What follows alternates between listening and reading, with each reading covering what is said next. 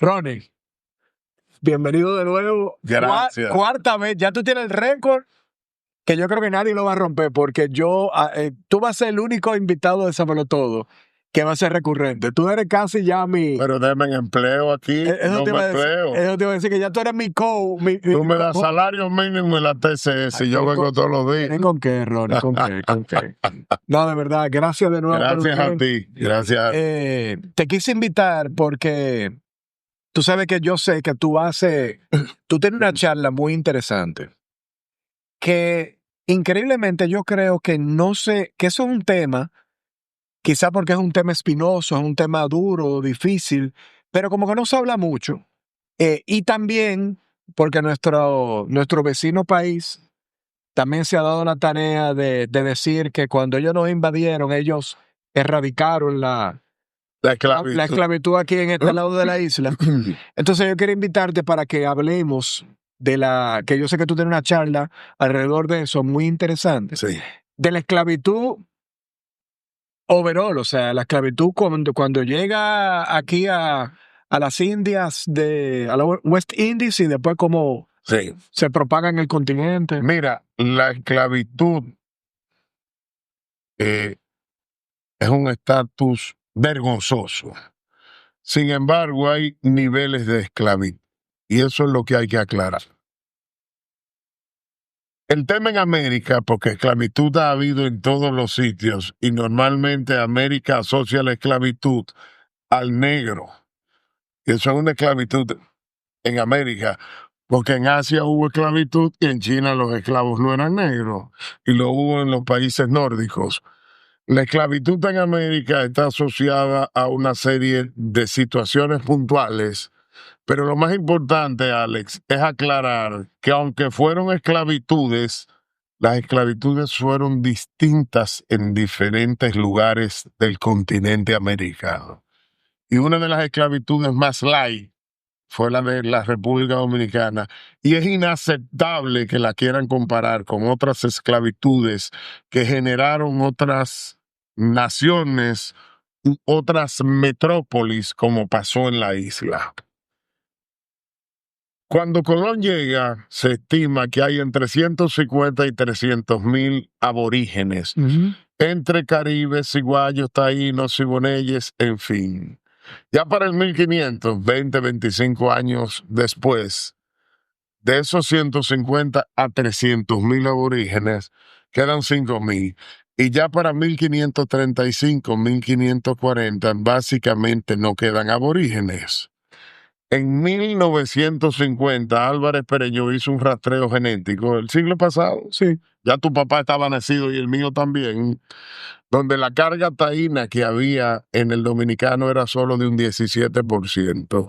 Y hace unos 10 años, en un sitio que iba tu papá y que yo frecuento, porque soy colaborador de esa institución, en la Academia de la Historia se publicó un documento de un trabajo que hizo National Geographic, la Universidad de Pensilvania, UNIBE y el licenciado Bernardo Vega, donde se muestra que solo hay una carga genética en el dominicano de un 4%. Por lo tanto, los aborígenes desaparecen a mitad del siglo XVI y si tú te fijas, no vemos en las calles gente con facciones aborígenes de ningún tipo, porque el aborigen de la isla no es el peruano ni el mexicano, es un aborigen de otro tipo, de otra tez, con pelo lacio, pómulos salientes, uno de ellos incluso grandes y fuertes, y algunos de ellos bravos y guerreros. Y la reina nunca quiso que se usaran esos aborígenes de esclavos, que sí se usaron con una esclavitud disfrazada, como dice Carlos Esteban Davis, que se llamaron las encomiendas. Para mí es una esclavitud disfrazada. Definitivamente. Y dice Carlos Esteban Davis que es en paz descanse, una autoridad que es una esclavitud disfrazada. Pero que se lo repartían. Desde que tú las estás encomiendas y las reparticiones. Claro, desde que tú estás asignando y repartiendo ya. Sin pago y bajo las condiciones que a mí se me ocurren. Eso es esclavitud. En el lado este de la isla, de este lado, nunca hubo, Alex, más de 35,000 esclavos.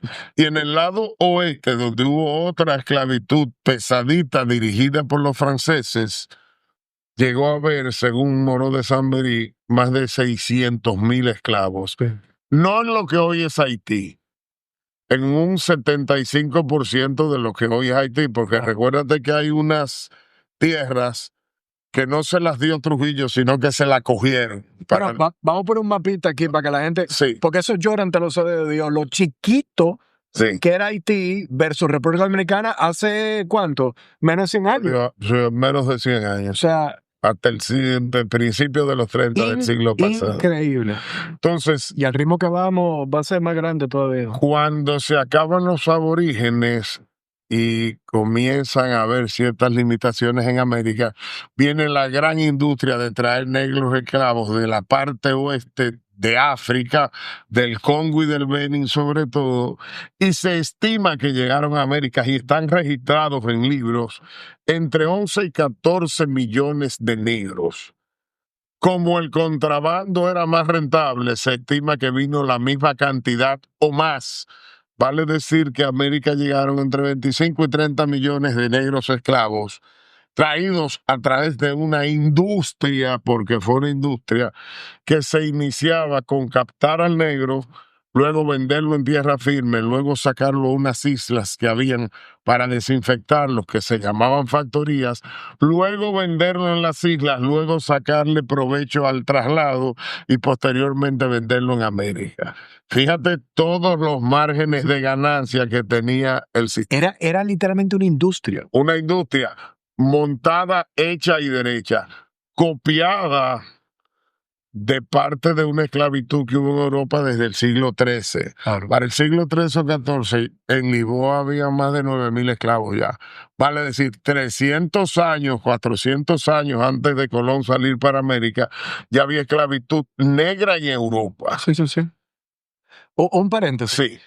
Yo he leído que a los irlandeses también lo usaban de esclavos. Sí. Y eran blancos pelirrojos. O sea, Sí. no tiene que ver con el negro. Y usaron también a los aborígenes. Luego trajeron los negros y luego trajeron, y hubo esclavitud blanca. Lo que pasa fue la mente. Sí, fue la menos, claro. Y hubo esclavitud aborigen, no Claro. solo en la isla, sino también Claro. en eso. Y luego vamos a hablar de los convenios que se hicieron, porque no todo fue esclavitud ni abuso establecido por España. Hubo tribus de aquí que se asociaron a los españoles, incluyendo a Guacanagarí, para defenderse de otras cosas. Lo que pasó con Montezuma y Cortés. Con Montezuma y con Cortés, y otros más. Entonces, traen esos negros para compensar la mano de obra caída, y de la esclavitud negra que vino de África, que fueron 12, 13, 14 millones, oficialmente, o 26, 28, 30, el 38% cae en Brasil. En la América hispana cae un 17% y en la América francesa cae un 13%. Pero de la América francesa, el 9% de ese 13% cae en Haití. Sin embargo, solo el 0.2 a 0.5 del 17% de la esclavitud española cae ahí. ¿Qué pasa? Que se instalan dos tipos de producción totalmente diferentes. En la parte oeste de la isla, Francia instala un sistema de producción agrícola salvaje, violento, y en la parte este se instala una producción atera, donde el esclavo lo que se levanta es a ordeñar vaca o a tumbar naranjas. No es la esclavitud de aquel lado, de caña de azúcar, de 16, de 12, 13, 14 horas de trabajo al día, sin vacaciones, sin 24, sin 31 y sin Semana Santa. ¿Y qué trabajo? Porque no hay algo más. Inclusive en la corta de la caña es hostil. Tremenda. Y bajo el látigo del conquistador. Y bajo el sol. Que no era aquí. La relación amo-esclavo, para que tú tengas una idea, aquí nunca fue de más de 1 a 20. Yo podría ser un amo aquí, tener 4 esclavos domésticos que me ordeñaban la vaca o tumbaban naranja, y los hijos de esos esclavos se criaban en mi casa. Y como yo los criaba junto con mis hijos, eran los criados. Por eso la muchacha del servicio de tu abuela y de tu mamá se llamaba la criada. La criada. Eso no fue lo que pasó en aquel lado. No. En aquel lado hay que repartir los 500, 600, 700,000 esclavos que dice Morón de San Merí entre solo 28,000 blancos que habían. Entonces la relación amo-esclavo es totalmente diferente. Cuando tú eres un amo y tienes 6 o 7 personas trabajando para ti, por más terrible que tú seas, tienes una relación mucho más cercana que cuando tú eres un amo y tienes 5,000 esclavos en una finca donde tú no sabes quiénes trabajan para ti. Entonces, no solo el tipo de producción, sino el tipo de relación hizo que lo de allá fuera una esclavitud salvaje y lo de aquí, sin dejar de ser esclavitud, era una esclavitud que algunos llamaron dulce, que no era tan dulce. No, obviamente no. Pero no era lo de allá. Para que tú tengas una idea de lo que pasó allá, Alex, de esa esclavitud que había ahí, salía la mitad del azúcar que se consumía en Europa y la mitad del café que se consumía en Europa. Realmente es un 60-40, pero vamos a dejarlo mitad-mitad. Lo que era Haití productivo es lo que hoy es el Valle de la Vega Real.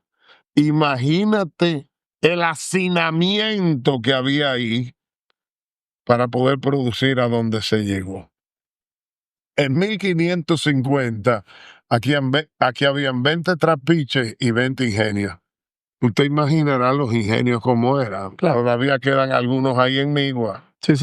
Sin embargo, en Haití llegaron a haber 800 puntos de producción. Puede ser ingenio, trapiche o lo que fuera. Entonces, la relación fue totalmente diferente. Allá se escribió un código negro para el manejo de los esclavos. Los esclavos no tenían derecho a ser ciudadanos, no tenían libertad, no podían tener propiedades, no se podían entretener, estaban sujetos a las ocurrencias del amo y el amo lo podía acusar de cualquier cosa y disponer hasta de la vida del esclavo. Eso no pasó aquí. No. Entonces, cuando se declara la abolición de la esclavitud, la cual a mí me parece muy bien, se declara porque el movimiento independentista de Haití es negro y generado por esclavos. Correcto. Entonces salieron a defenderse. Pero, por ejemplo, en uno de los levantamientos importantes que fue el de agosto de 1791 en el norte, que se llama el levantamiento de Bosque Caimán o Huacaimán. Se tiraron en ese mes 4,000 blancos, eran 28,000, se tiraron 4,000. Ah, no, porque ese odio. Se tiraron la séptima parte en 2 meses. Es que ese odio, esa gente tenía un odio ya. Esa gente reclama la libertad, pero bajo una composición importante. Primero tenían una religión negrista y racista que viene de los Yoruba, que hoy hay 43 millones de Yoruba en África, y de los Chan y de los Men, que son otras tribus que hay allá, donde no solo los dioses son negros, sino que le hacen culto a negros y lo blanco no es bueno. Y sobre esa base se generan 3 invasiones monstruosas. La de Toussaint en 1801, que atrevidamente cruza para este lado a nombre de Francia sin que nadie se lo autorice. La del asesino de Dessalines, que en 1805 entra igual que Toussaint por el norte y por el sur. Y no solo hace el degüello de Moca.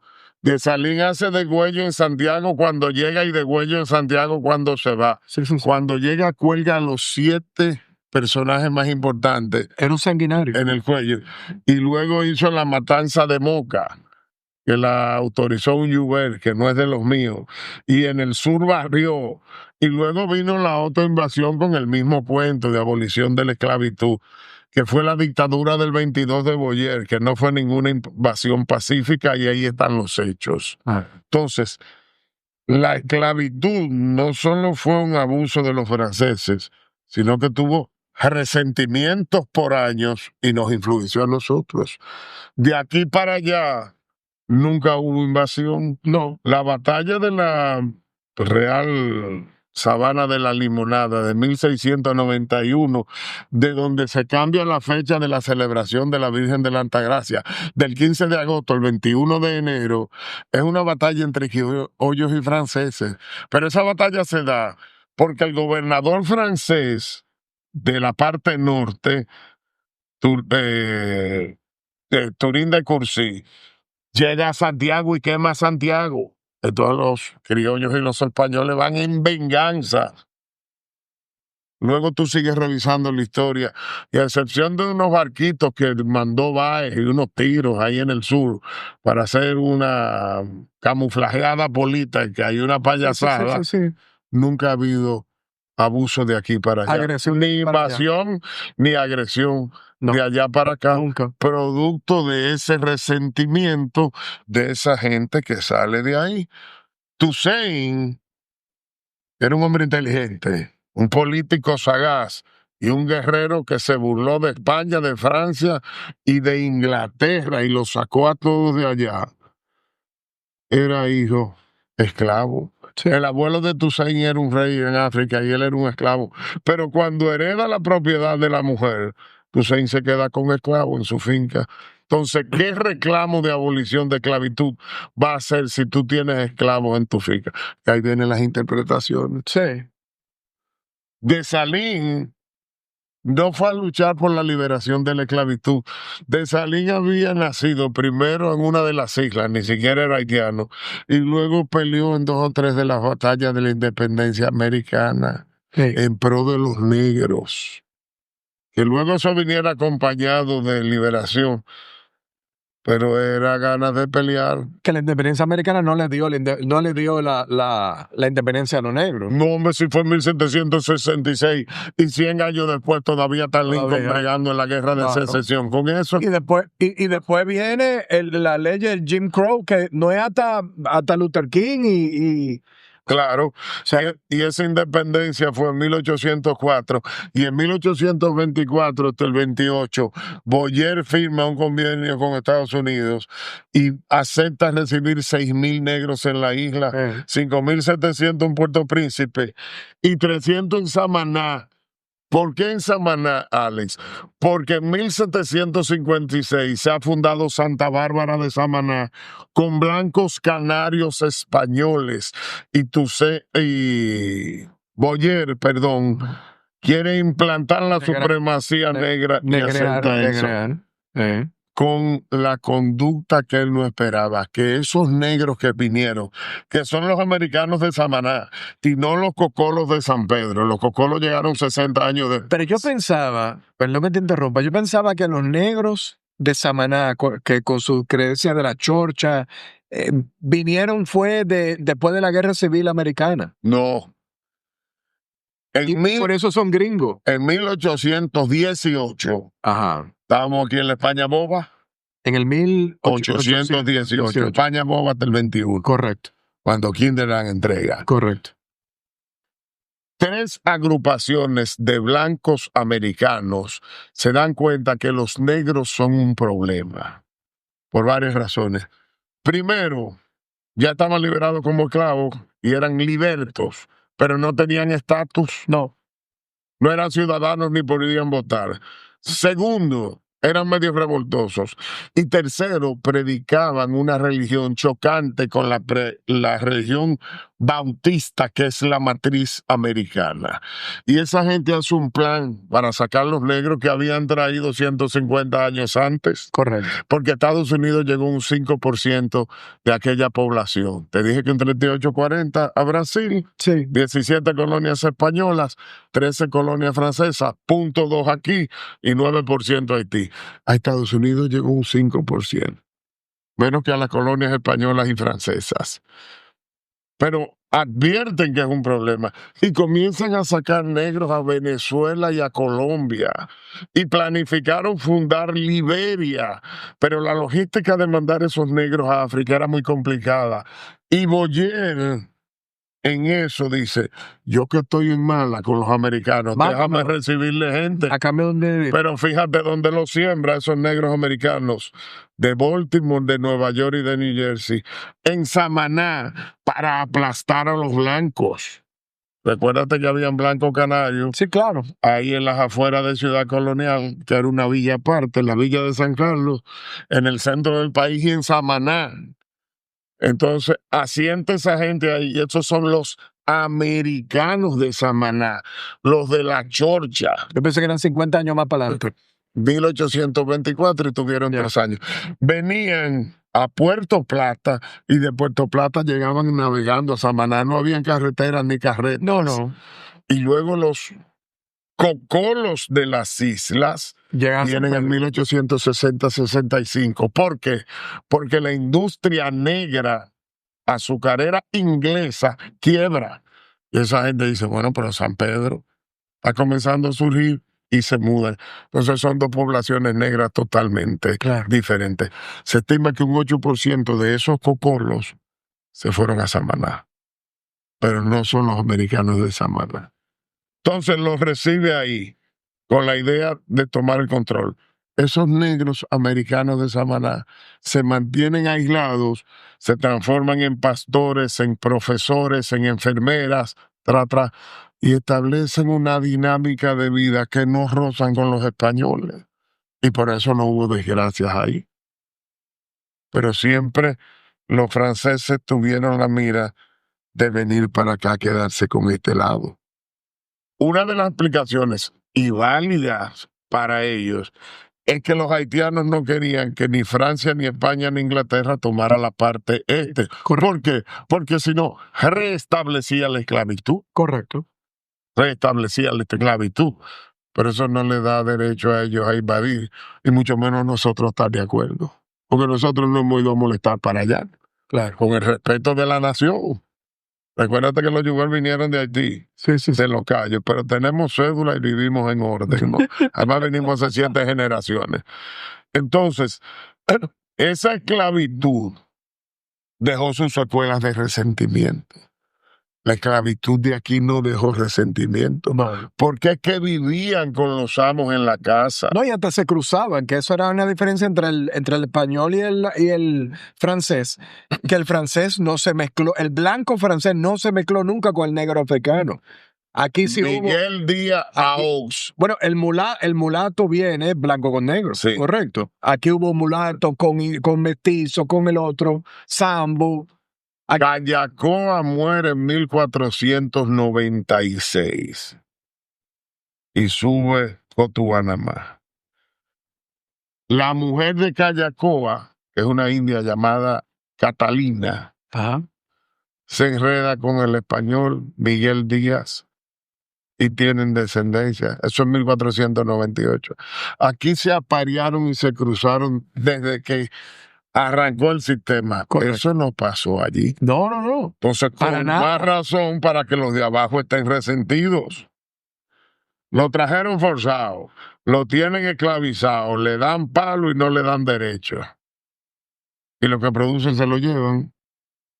Y aparte de eso, no se interrelacionan. No, nada. Eso no pasó aquí. No. Fíjate que aquí hay blanco, ya no hay indio, negro, mulato, mestizo, sambo. Aquí hay de todo. Y después el sambo con el mestizo con el mulato con... Y no hay racismo en este país. No hay. El racismo es una política estatal. Correcto. Si tú revisas de tus 15 mejores amigos o de la gente con la que tú más te manejas, la mitad son de ahí para abajo. Sí, claro. Y nadie dice nada. Entonces tampoco tenemos que cargar con las secuelas de una esclavitud violenta. ¿Y por qué entonces, digo, yo sé la respuesta de esto, pero tengo que preguntarlo como quiera? Entonces, ¿por qué es el afán de querer tildarnos a nosotros como un país racista, hablar de que somos afrodescendientes, que no lo somos? El dominicano no es afrodescendiente. Sí, hay afrodescendientes porque hay muchísimos prietos y estamos cruzados. Eso tampoco suma ni resta. ¿Por qué es el afán? Porque la parte este de la isla es la provincia rebelde de Haití. De un Haití que no existió hasta 1804. Durante 300 años, Haití no existió en la isla. Sin embargo, hay documentos de 1621 que hablan del dominicano. De los dominicanos, En correcto. 1700 y pico, el historiador de Baní, Luis Joseph Peguero, habla del dominicano. Núñez de Cáceres, en el 821, habla del dominicano. Sí, sí, claro. Cuando se declara la independencia de Haití, de Salín habla de su ejército aborigen, porque ellos entienden que la isla es de ella. La isla nunca fue isla de Haití. Haití era un pedazo de la isla como Babeque. Los aborígenes no tenían concepción de un estado, No, sino de zona. de zona. Haití era un pedazo, Babeque era otro. Esto se llamaba Bohío, si tuvo nombre la isla. Luego, cuando Colón vino, le puso Isla Española. española. Y se funda Santo Domingo en el 96, en el 98. No, no la española, No. española. Si tú quitas la palabra isla, tienes que meterle el artículo, gramaticalmente hablando, sí. Claro. Pero es Isla Española, Claro. no hispaniola. No, yo sé que la española fue un invento asunto de un gringo, comunicación. sí. Y luego, ya para el 1540, 1550, que Santo Domingo está fundada y tiene primero como villa y luego como ciudad 40 o 50 años, la gente salía de Europa para la isla donde estaba Santo Domingo. ¿Y para dónde tú vas? Para la isla de Santo Domingo. Y ahí toma el término que sí legalmente está en la Constitución de Isla de Santo Domingo. Nunca fue Isla de Haití. Quienes ponen en su Constitución atrevidamente, sin ningún mecanismo legal, porque este lado es hasta más grande que aquel. Claro. Isla de Haití son los americanos, los haitianos. Entonces la isla se llama Isla de Santo Domingo, que tiene dos repúblicas, la República Dominicana y la República de Haití. Porque 12 americanos que lleguen a México quieran ponerle a Guadalajara, Pirutiti, no, eso se llama Guadalajara y está legislado que se llame Guadalajara. Entonces, parte de esas acusaciones, primero es para justificar que no pudieron, porque quienes suben a manejar Haití no fue la clase pensante, dominante y empresarial, No. fue la clase esclava y destruyó Haití. No lo digo yo, eso está publicado ahí. Destruyeron y se comieron Haití, un área montañosa y muy verde, transformaron los terrenos para establecer un cultivo que ahí no había. Coño. Y no hubo vuelta atrás. Aquí, por suerte, aunque hemos ido destruyendo un poco, Sí. no hemos destruido tanto. Entonces, la esclavitud no solo resintió a esa gente y tienen derecho a estar resentidos, fue fuerte que le dieron, sino que dejó sus secuelas. Pero nosotros no tenemos que cargar con secuelas, ni nosotros con Puerto Rico, ni Puerto Rico con nosotros. No. Y lamentablemente la tendencia universal es la que nosotros carguemos con esa, Sí. con ese problemón. Cosa que yo no logro entender. Por más que me lo explican, no lo entiendo. Pero yo no tengo que cargar con los que tienen 8 hijos en la calle. Claro. Pues yo nada más tengo 4 en mi casa que yo sepa. Eso no es problema mío. No es Ahora, problema mío. Ronnie, una pregunta. Como dominicano. Claro, una pregunta. ¿Cómo pasa en el 1789 una revolución francesa?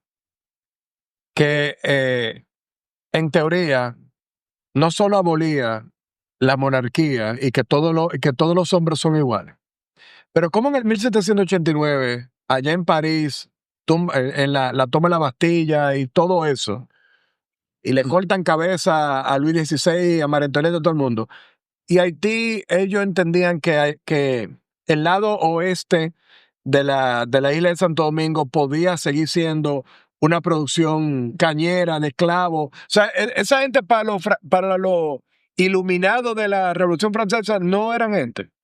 No merecían estar dentro de la Revolución. Es que habían 2 sectores. Fuera de la monarquía habían 2 sectores. La oligarquía, se puede decir, que estaba aquí y otra que había allá. Y eso fue lo que pusieron. Y esas fueron las posiciones encontradas que Ogué como mulato usó para venir a hacer el primer movimiento de independencia, pero era mulato, buscando cambiar la estructura social, para él de mulato subir a blanco junto con lo de él, y viene con 300 personas, dicho sea de paso, había 3 yuguer en el grupo, lo agarraron y lo mataron a todos. Entonces, después de eso... Oye, ese tipo no metían preso a nadie, No. era matarlo inmediatamente. No tenían que gastar ni en cárcel ni en alimentos. No. Ahí mismo lo arreglaban. Y luego el movimiento gira hacia la parte de abajo, los negros esclavos. Sí. Había en Francia, para que el público lo entienda, lo que sería el Senado aquí. Del lado derecho estaban los realistas o los monarquistas, y del lado izquierdo los republicanos. Por eso la derecha es derecha y la izquierda son los que están al revés. De ahí sale. Entonces, dentro de los republicanos que no eran monárquicos, había un grupo en pro de los mulatos y de los prietos, digo prietos porque así lo llamaban también, y otro a favor de los franceses que estaban ahí. Y esos se enfrentaron. Cuando la cosa se puso dura, mandaron a Sontonax y otros más, dirigidos por allá, por un grupo, asociación que se llamaba Grupo Amigo de los Negros o algo de eso, pero que era de blancos franceses, con la idea de tener el control aquí.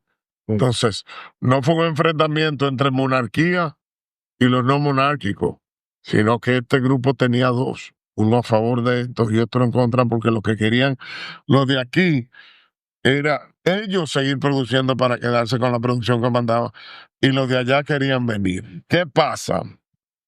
La revolución haitiana de 1791 a 1804, 13 años, destruye el país, se destruye la producción.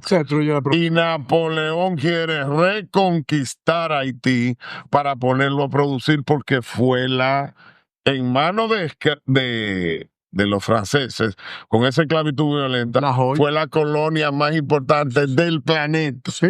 Entonces Napoleón dice, pero esta tierra hay que volverla a conquistar, y manda a Leclerc, su cuñado, a enfrentar a Toussaint para reconquistarla, porque la idea final era Martinica y Guadalupe, Dominicana, la Luisiana y Francia, el triángulo del imperio de ultramar. Pero la fiebre amarilla y el vómito negro agarró ese ejército francés, que creo que eran 50,000 personas, y lo aniquiló, y no pudo. Entonces, los haitianos declaran su independencia, y el convenio de 1795 de Basilea se cae en 1813 y entonces por eso esta parte se queda desde el 8, desde el 9 hasta el 21, como la España boba. Que no era tan boba, pero era España. Entonces, ahí siempre siguieron los haitianos pensando que la presencia de España era un problema, porque se podía restablecer la esclavitud. Claro. Hubo levantamientos negros y hubo contratiempos importantes, hasta que finalmente hay una tercera invasión que ni fue pacífica ni fue llamamiento. Ahora se han inventado que fue que los dominicanos llamamos a los haitianos. Eso yo estoy viendo ahora, que ese invento. Pero yo quiero que tú me expliques una cosa. Después que en 1801 Toussaint entra y destroza el país y transforma esto en un río de sangre, luego 4 años después, Dessalines viene y destruye y mata.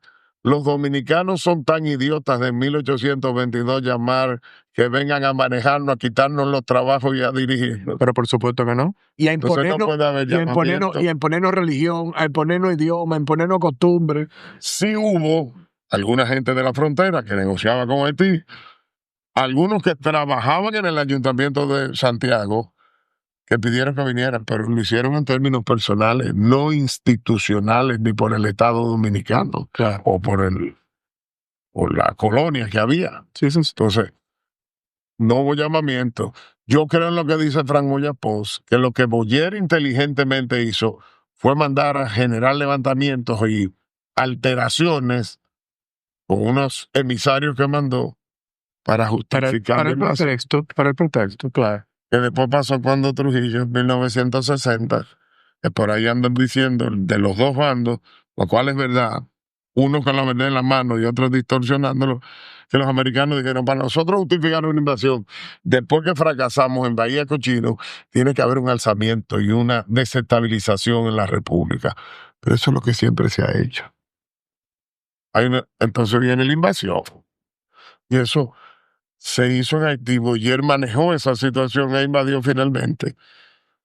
Y cuando Núñez de Cáceres le entregó la llave, no se le entregó por falta de bravura. Es que él no tenía otra salida. No, es que, Si no hubiera habido una matanza, entonces bueno, toma. Pero fueron 3 invasiones violentas. Entonces no hubo llamamiento. Y todo eso producto del resentimiento, del maltrato que le dieron los del continente, la metrópoli francesa, sí. a los negros, por la esclavitud salvaje, Y Ronnie, con el respeto de Francia. bueno, y con respecto a Francia, algo que no hemos tocado. 1804, no es que ellos obtienen su libertad, su independencia, ellos compran su independencia. Que yo creo que no hay otro país en el mundo que haya adquirido su independencia de esa forma. Sí. O sea, Francia dura ¿cuántos años cobrándole? ¿Como 100 años? No. 70 En 1804 se declara la independencia y en 1828, 24 años después, para Francia aceptar reconocerle la independencia, ellos tuvieron que, ¿cómo se dice? Indemnizar los daños que estos le hicieron a Francia. Y le cobraron 150 millones de francos, los cuales no pudieron pagar. El primer pago se hizo con un préstamo que Haití pide a Francia. O sea, yo tengo que pagarte. Increíble. Y al que le debo, bueno, al final no pudieron. Y para la Segunda Guerra Mundial. Sí, fue como para el 44. Sí, luego de hacer unos ajustes y bajarla de 150 a 60 y no la podían pagar, finalmente vino un convenio y no estuvieron pagando deuda que le hubiera servido a Haití ese dinero para otra cosa. Pero ahora que tú dices eso, vamos a ser objetivos. Porque siendo objetivo y viendo las cosas pragmáticamente, porque ellos quieren, los haitianos quieren justificar el estado de su nación históricamente, se lo quieren atribuir en un 100% a eso. Muy similar a los castristas que todavía dicen que culpa del embargo y que Cuba está como caro. ¿Qué de cierto es eso de que enteramente Haití es Haití por culpa de Francia? Yarjura HVAC es una firma de ingenieros y contratistas mecánicos especializados en aire acondicionado, ventilación y controles automáticos para grandes proyectos. Con más de 45 años en el mercado, son los representantes exclusivos de XPX Technologies, fabricantes de la torre de enfriamiento Marley, líderes mundiales de enfriamiento por evaporación. Yarjura HVAC, somos expertos en climatización. O sea, el Estado como está de destrucción. De destrucción total, que ese país nunca ha avanzado, que ese país nunca... Ese Estado, porque ese país nunca ha avanzado. Ese Estado lo destruyeron antes. Ellos mismos. El préstamo fue en 1828 y eso lo destruyeron en 1791. La guerra de independencia del 91 al 4, son 12 o 13 años, devastó Haití, aplicaron la política de la tierra arrasada, por donde pasaban, destruían todo y quemaban la capa vegetal. Luego transformaron los mecanismos productivos y nunca sacó. Pues ese pago se hizo 30 años después. El inicio de ese pago se hizo 30 años después. Esos son ajustes. Varias veces he oído a algunos historiadores serios hablar, y así lo dicen algunos libros de historia, de los aborígenes haitianos y donde nace la nación haitiana. Pero cuando la nación haitiana nace, los indios se han muerto hace 250 años. ¿De qué aborígenes? Lo que pasa es que tú encuentras un libro en francés con un indio haitiano hablando con los españoles. El indio no era haitiano. No. No existía Haití hasta 300 años después. Correcto. Lo que pasa que en la historia... No, y hay una agenda también que quiere... Eso es política, no me meto en política. No, yo no te quiero meter... Pero no, esa nación está destruida desde antes. Y yo me he puesto a buscar los orígenes de las razones y son muchas, pero lo de la deuda sí, pero si hubieran tenido ese dinero lo gastan en otra cosa. No, en fin, Eso es como yo te digo, Alex, no me he podido comprar el carro que yo quiero porque le presté el dinero al técnico tuyo. Bueno, pero si yo tuviera ese dinero y tú me ves gastando dinero en otras cosas, tú dices, bueno, pero si Ronnie tuviera el dinero, tal vez no tuviera el carro, si no lo gasta, porque el tigre le gusta gastarlo. correcto. O sea, si él lo tiene, por eso yo no tengo el carro, puede ser, pero no es totalmente cierto. O sea, que fue mucho, sí. ¿Y por qué no se asociaron a otra nación para sacar a los que querían venir para acá? Claro. Por el resentimiento estamos hablando. Porque mi religión es negrista y tienen su derecho. Claro. Porque no tienen derecho a quererme implantar. Pues yo tengo otra de la que estoy orgulloso. Correcto. Porque tu lengua es una lengua que tú creaste por razones conocidas y la mía es otra. Entonces, tú no tienes derecho a quererme implantar.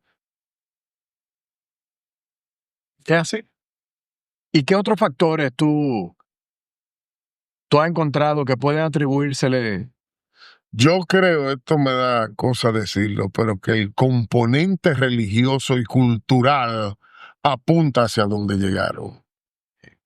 Porque de donde ellos vienen, en África, es un país también extremadamente atrasado, ¿correcto? Sí. Yo soy del Congo. Del Congo, de Benin, de Sierra Leona y eso. Sí. Pero bueno, tú tienes países como Estados Unidos que nacen de ciudadanos de una nación avanzada y construyen, pero tú tienes casos de hijos de campesinos que llegan a ser neurocirujanos, Sí, claro. connotados, Sí, claro. o neumólogos como mi papá. Claro.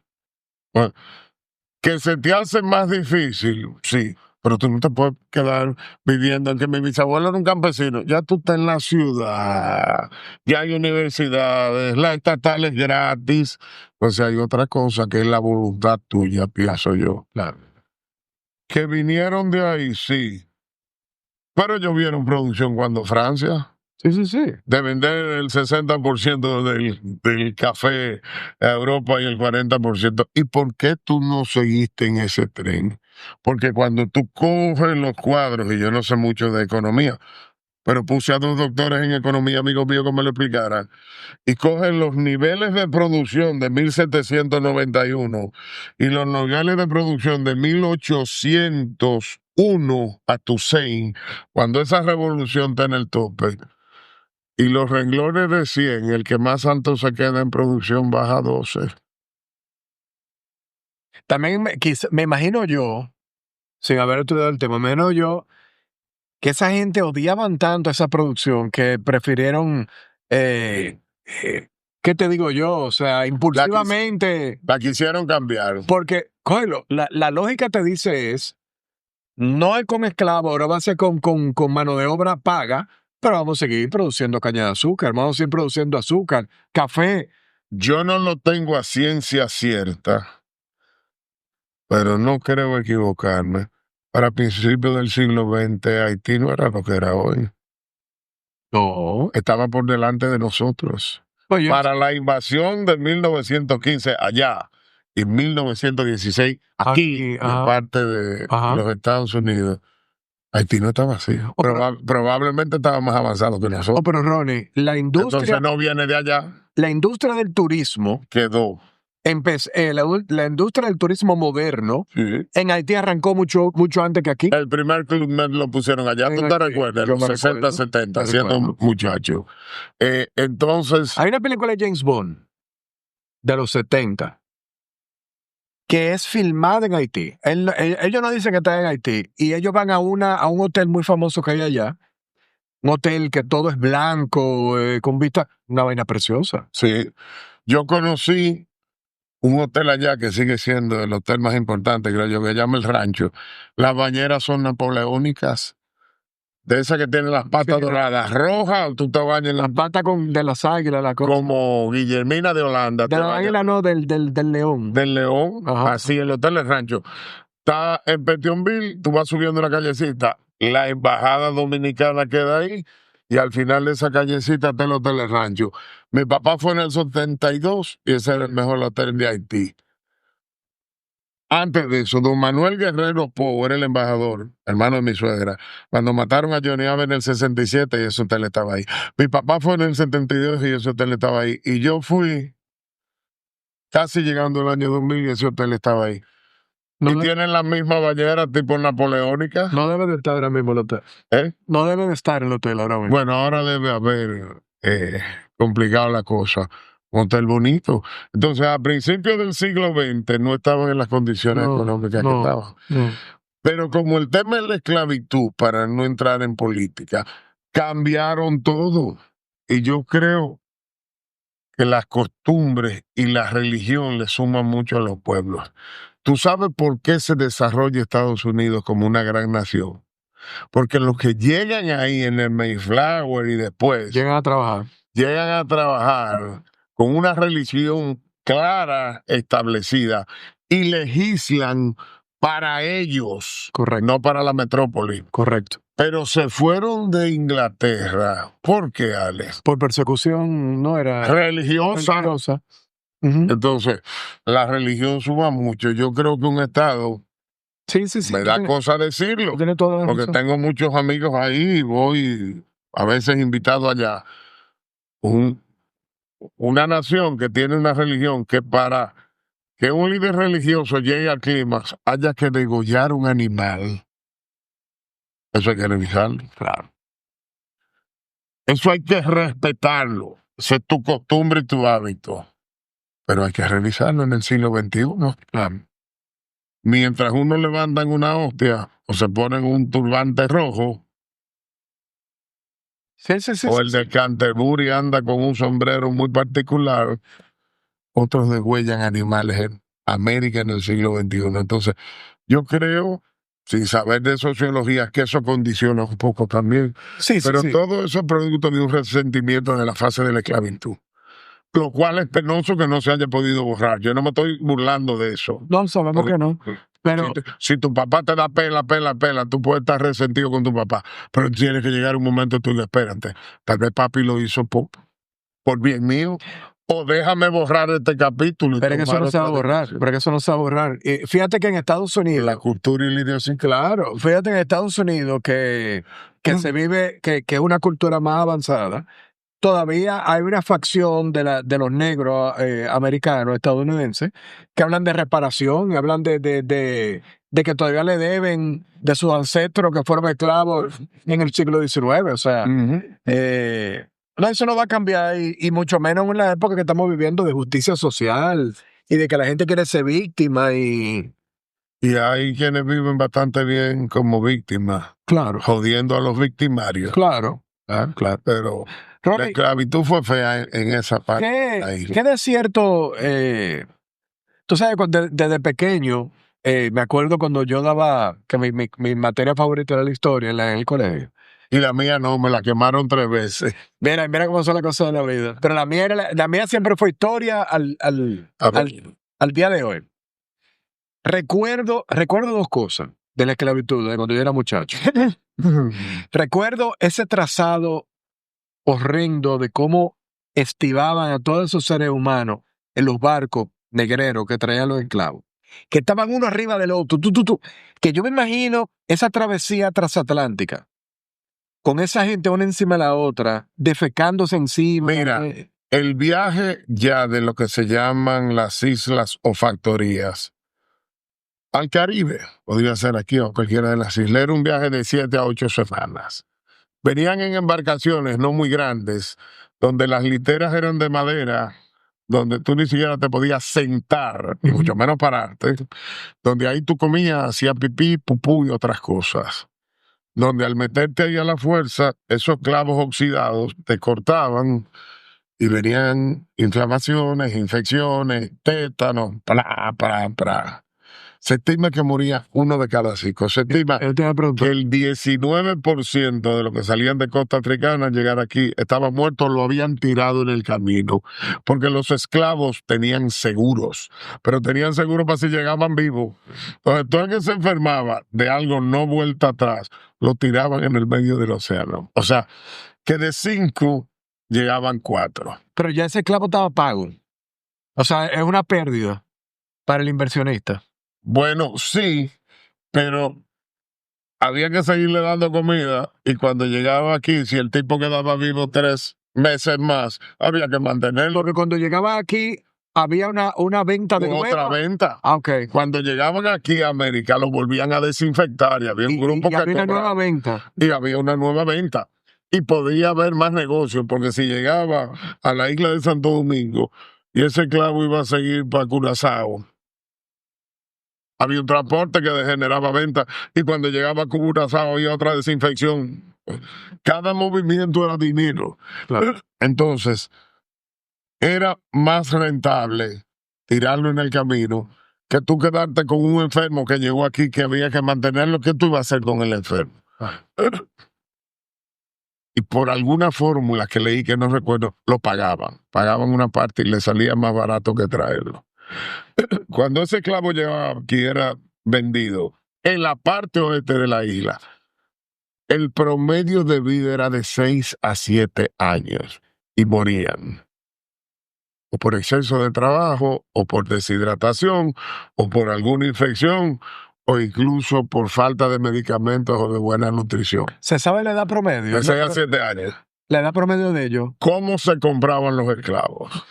De 9, 10 años en adelante. ¿Por qué? Porque a esa edad ya tuve el físico del muchacho. Que si va a y ser saber, este va a ser un flaquito realengo o este va a ser un esclavo grueso. Y las mujeres la compraban por el tamaño de la cadera. Se asumía que una cadera grande daba un esclavo más grande y podría parir más esclavos. Cosa que no es tan así. Pero así se compraba. Por eso tú puedes buscar puntos en América. Es terrible. Donde las negras son nalgonas. Claro. Y puedes buscar puntos en América donde no son nalgonas porque cuando trajeron a esas o no se conocía ese precepto o ya habían entendido que eso no era así. Entonces por eso tú ves diferentes razas. No solo por donde la traen, porque es que tú traes lo que necesitas, sino por lo que tú crees que necesita. Entonces el esclavo lo traían entre 9 y 10 años. Y traían la relación de esclavos, 5 o 6 hombres por una mujer. Se dieron cuenta con el tiempo que necesitaban más esclavos aquí y que los jefes, los 28,000 blancos de ahí al lado, no se cruzaban con las esclavas. ¿Qué hicieron? Aumentaron la proporción de mujeres a traer para poderlo traer. Y a los 6, 7 años morían. Eso no pasaba con los de este lado. No, por supuesto. Los de este lado vivían hasta los 40 o 50. Que era muchísimo, porque te agarraba una infeccióncita y te mataba porque no había antibióticos. Entonces, eso hace también que la población sea totalmente diferente. La de aquí se manejó con sus costumbres, religión e idioma heredado de España, y aquellos crearon un idioma. ¿Por qué? Porque lo trajeron de diferentes puntos de América, de África, para que no se entendieran y no pudieran levantarse. Pero ¿qué pasa? Eso fue por diseño. Claro, diseño. Yo pensé que eso era... No.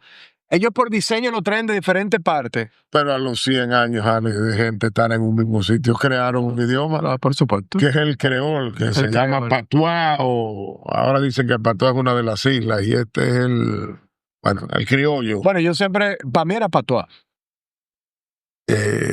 Francés tiene otro, el patuá es el holandés. Tú sabes que mi hermano mayor es francés.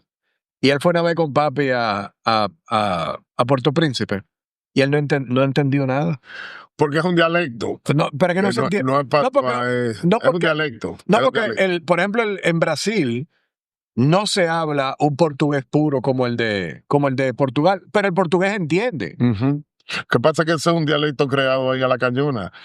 En la Argentina, sobre todo en Buenos Aires y en los barrios de La Boca, tú sabes que donde están los puertos, Ajá. el ambiente caliente, Sí. ¿no? Hay no es un dialecto, pero es Se habla un que español. se llma lunfardo. Tú llevas un argentino hablando lunfardo y él dice español y tú no le entiendes. ¿Por qué crean un idioma Claro. para ellos? Y eso pasó ahí.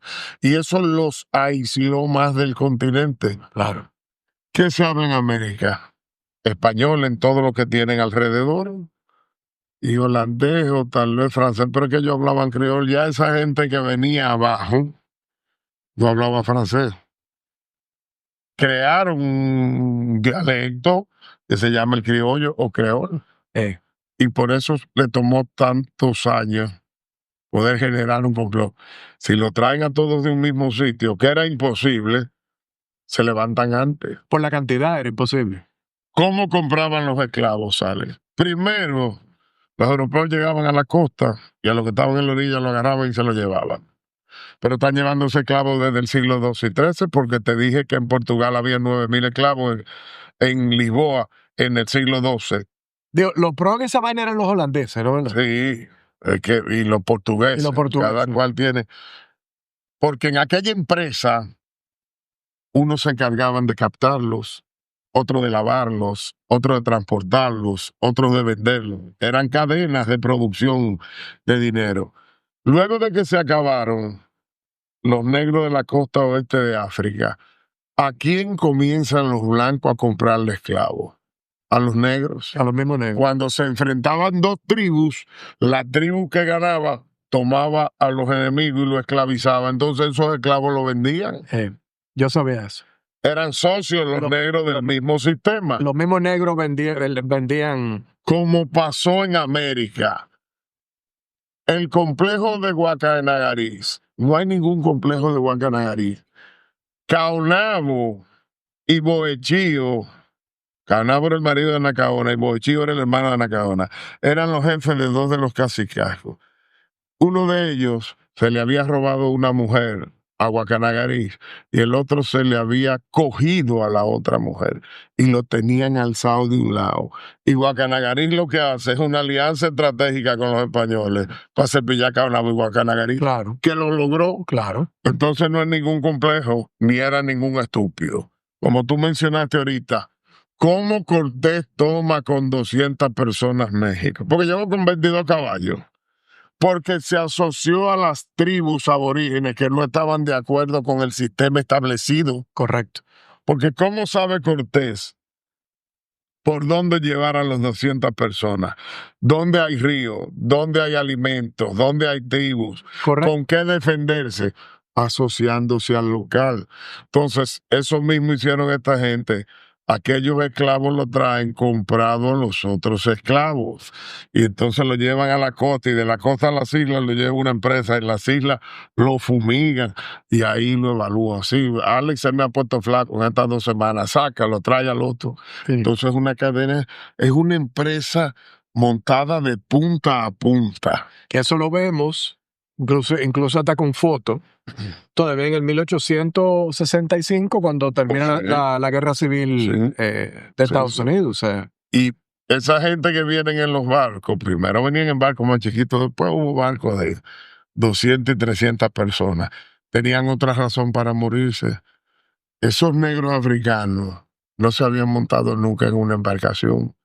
Cuando tú montas una gente en una embarcación de ese tipo y comienza ese Atlántico a menear ese barco, vienen las náuseas, los vómitos y las diarreas y las deshidrataciones. Otra razón más de muerte. Sí. Se estima, en algún lado lo leí, lo comento sin podértelo asegurar, que de ese 19%, del 4 al 5 se iban por deshidratación, por vómito. Increíble. Pues tú te pasas 2 días vomitando. Claro. Y lo que te dan es acostado un jarrito de agua. No te puedes rehidratar. Claro. Y aparte de eso, cuando te abres una pierna con uno de los cabos y te hace pupú y pipí ahí, se te infecta inmediatamente. Entonces se le necrosaban los pies. era brava, brava. La esclavitud fue brava. Sí. Los que tuvieron mejorcito fueron los que llegaron a esta parte de las islas cuando pasaron a ser esclavos domésticos. Recuérdate que hay muchos tipos de esclavos domésticos. Y tú lo has visto en las películas de Estados Unidos sobre la Sí. esclavitud, donde está la señora que plancha, el que cuida los caballos, el del coche. Ese es un esclavo, pero es doméstico. Que no es lo mismo que el que Ese está no está bajo el fuerte de un látigo en la y con plantación, en la plantación de algodón. de algodón, o en el Caribe con la hoja de la caña que corta. Con la llaga de la caña. Cada vez que te cortas se te pega algo también. Que eso iba bueno, el algodón tiene su espina y su vaina, pero la esclavitud de la caña de azúcar Es la más dura. es la madura. La más dura. Por encima del algodón, del trigo y de todo. Que también la hubo en Brasil. Sí, donde llegó un 38, 39% de los negros que trajeron. Sí. La de Brasil fue dura. No recuerdo qué cantidad de ingenio. Recuérdate que al hablar de ingenio, no es el río Jaime, eran sitios donde se procesaban trapiches o ingenios. Pero Brasil tuvo miles de ingenios. Aquí hubo en 1550, 40, en Puerto Rico había 11, para mitad del siglo XVI. En Haití, en los 1700 llegaron a haber 800 puntos de producción, y los de Haití no recuerdo, pero una barbaridad, una barbaridad. Ronnie, ¿qué desierto hay? Que eso también yo me acuerdo que lo hablábamos, que nos lo dieron en la escuela, cuando yo estaba en la escuela hace un tiempecito. ¿Qué desierto es que Bartolomé de las Casas, apiadándose de los indios, es que le pide a la corona que empiece a traer negro aquí a la isla? La reina siempre estuvo opuesta a que se esclavizaran los aborígenes. A los aborígenes. Bueno, pero hacían reparticiones que yo no logro entender mucho cuál es la diferencia, pero se parecen mucho.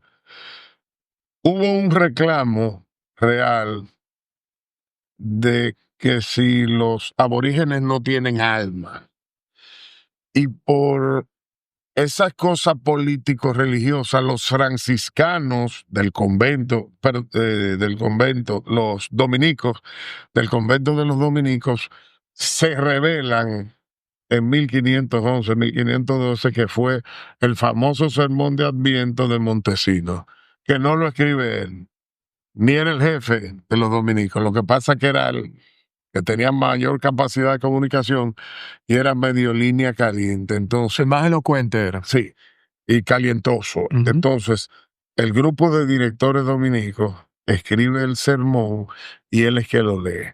Y después que lo lee con duro, se le acercan las autoridades y le dice que baje el tono para la semana siguiente en misa, y volvió y arrancó con fuerza. Y ahí llegan otras órdenes religiosas y comienza el forcejeo. Fíjate que la UAS, que es Universidad Autónoma de Santo Domingo, nace en el convento de los dominicos. Correcto. Pero cuando tú ves la bula papal no dice Universidad Santo Tomás de Aquino. No, dice de Santo Domingo. ¿Y por qué le cambian a Santo Tomás de Aquino? Porque cuando llegan los jesuitas y los jesuitas comienzan a forcejear por el poder con los dominicos, que eran los predicadores, que eran los humildes, y los otros, los jesuitas, eran los científicos, los políticos y los lineaduras, comienzan a enfrentarse, y comienzan los jesuitas a decir que el gran maestro de ellos es Santo Tomás. Y aquellos se revoltean, dicen no, y le cambian el nombre a la universidad, que era la bula papal, que no era bula del rey, la que dio en 1500 y algo, dice Universidad de Santo Domingo, y se la cambian a de Santo Tomás de Aquino, que era el líder de los predicadores, para ellos decir no, este es de nosotros, y por eso le cambian el nombre. Claro. El nombre primario no fue Santo Tomás de Aquino. Sí, yo no sabía eso. Entonces después, en el 62, se le da lo de autónoma, ya el año que yo nací. Pero fue por un tema político, y con la Virgen pasa lo mismo. tenemos una virgen patrona, Sí, matrona, y tenemos una virgen protectora. la Mercedes. Pero cuando nace el concepto de la Virgen de la Altagracia, porque todos los conquistadores eran extremeños, en la batalla de la Limonada de 1691, Ujú. se ha dicho que los lanceros de Higüey y del Ceibo fueron a esa batalla. Y como no le pasó nada, se encomendaron a la Virgen y al no pasarle nada, entonces comenzaron a dedicarle un día de celebración a partir del 1692. Resulta que en documentos que andan por ahí, no solo fueron los lanceros de Higüey de la Virgen de la Altagracia, fueron los mercedarios de La Vega y de Santiago también. Y cuando el gobernador Pérez Caro manda a la gente a esa batalla, entran con una tela con la Virgen de la Mercedes pintada y por el otro lado están escondidos en una montaña que se llama Lomas de Dubic, ahí los de Higüey, y cuando pasan la batalla los mercenarios se vuelven a Santiago, que es la razón por lo que se da la batalla, porque quemaron Santiago y a La Vega, y aquellos se van a Higüey y comienzan a montar todo el protocolo de resaltar, pero fueron los mercenarios. Y hubo décadas entre mercenarios y lo de la Virgen de la Altagracia y la Virgen del Rosario, a ver cuál era la Virgen de más fuerza. Lo mismo pasó con lo de la universidad, lo cual es correcto. Si hay tres órdenes religiosas, todo el mundo quiere decir. No hay tres partidos políticos y todo el mundo quiere el gobierno. Eso pasa en religión también. Entonces, hubo su enfrentamiento ahí. Y le oí decir a José Guerrero, que es un hombre que sabe historia en cantidad, y también la iglesia ayudó al levantamiento de la imagen de la Virgen de la Altagracia, asociada con las caciques del este del país, que eran las mujeres que tenían fuerza. No eran los caciques eran los jefes, pero las vizcaínas eran las que los hombres no estaban en la zona y tenían mucha fuerza. Fíjate que cuando Boechío... ¿Y ya se habían convertido al catolicismo? No, estaban en el proceso, pues estamos en 1503, 1504, 1505. Bueno, sí, pero estaban en eso, no habían ni siquiera llegado al interior de la isla. Fíjate que cuando cogen preso a Caonabo, era el marido de Anacaona, y muere Boechío, Anacaona que se queda de jefa de los dos cacicazgos. Es cierto. Entonces tenían fuerza. Es cierto, no sube un hombre, no sube un primo, ni un hijo, ni sube Anacaona. Lo que pasa, y hay que averiguarlo esto, pero es una apreciación que yo tengo, que el sistema español necesitaba establecer la supremacía de los hombres, fuera en lo de aquí o en lo de allá. Sí. Por razones puntuales. El sistema español, no, todos los sistemas hasta los otros días, o sea... Sí, había algunos que eran matriarcados, pero se quedó eso. Sí. Y entonces hablaban de 5 cacicazgos. Fíjate que no, nada más hablan de Anacaona y de la que yo te dije que era la mujer Sí, de la mujer de Callacoa, que se enredó con el Miguel, y que fue que le dijo a Miguel Díaz que en Jaina habían unas minas de oro. Entonces esa señora estaba al tanto de lo que estaba pasando. Pero por supuesto. Entonces las mujeres tenían fuerza. Por supuesto, por supuesto. Entonces se fue entremezclando eso. Los indios se salvaron de la esclavitud porque desaparecieron. Pero la esclavitud en la isla fue dura, sobre todo de aquel lado. Y la esclavitud en las islas de aquí abajo también fue dura, fue más light, porque no eran islas grandes, ni había una producción tan importante. Pudiéramos concluir diciendo que la esclavitud de la parte occidental manejada por Francia fue la más brutal de todo el hemisferio. Más que la... No lo sé. Más que la de la industria de algodón de... No te lo puedo decir. Yo no conozco a profundidad la esclavitud de Estados Unidos ni la esclavitud de Francia. Pero comparada por la de aquí, la diferencia es de complejidad 100 ahí al lado y nosotros 15 o 18. Eso a mí no me cabe la menor. No. Hay un autor importantísimo, se llama Moreau de Saint-Méry, que nació en una de las islas, vivió en Francia, vivió en Haití, vivió aquí y escribió uno de los documentos más importantes sobre esa época. Y Moreau de Saint-Méry no lo dice un dominicano ni un haitiano, no. Él que vivió en los sitios y que está más cerca de Haití que nosotros. Que la esclavitud de aquí fue laica. Que los amos y los siervos y los esclavos comían lo mismo. Que los hijos de los amos y los hijos de los esclavos se desarrollaban juntos, hacían lo mismo y vestían igual. Y que los esclavos estaban integrados a la dinámica de las casas y de las fincas. Te estoy diciendo todo esto en palabrería mía, pero eso es lo que dice Moreau de Saint-Méry. Eso no se puede decir de que No, para nada. ni creo que se pueda decir de la esclavitud primaria en Estados Unidos y mucho menos de la de Brasil. Te digo creo porque he leído, pero no la manejo. No, y si podemos partir de cómo se comporta el negro brasileño, el negro estadounidense y el negro haitiano. Totalmente diferente. Son totalmente absolutamente O diferente. sea, ya por ahí uno se da cuenta. El brasileño tuvo influencia de religión católica, el otro tuvo influencia de algo que luego se transformó en una religión, que fue el budismo. Sí. Budismo.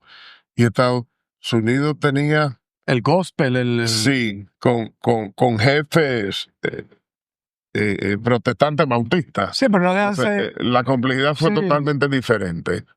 Te digo que después se hizo unión oficial porque encontré en días pasados unos datos, ya yo lo había oído, de que el vudú se oficializa como religión a mitad del siglo XX.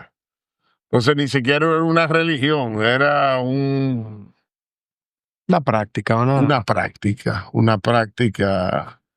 no sé cómo decirlo, pero se oficializa. O sea que eso es un invento ¿de quién? ¿De Duvalier? ¿De Papadoc? Creo que fue Papadoc. No recuerdo el dato, pero creo que fue se oficializó ahí, en el siglo XX, a mitad del siglo XX. Qué barbaridad. Entonces,